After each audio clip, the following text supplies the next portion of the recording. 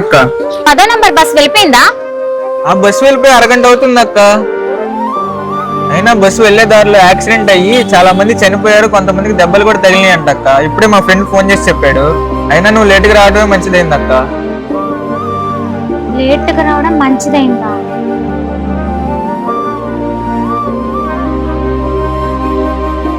తమ్ముడు,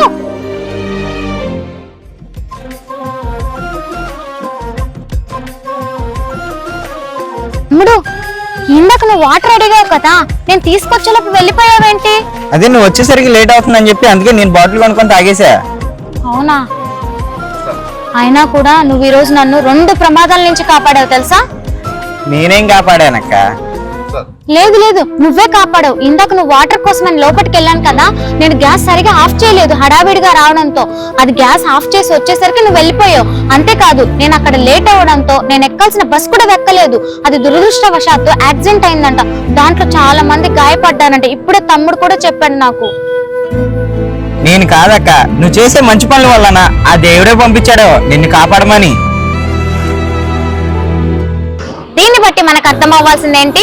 మనం చేసే మంచి పనులు మనకి ఎప్పటికీ వృధా అవ్వదు.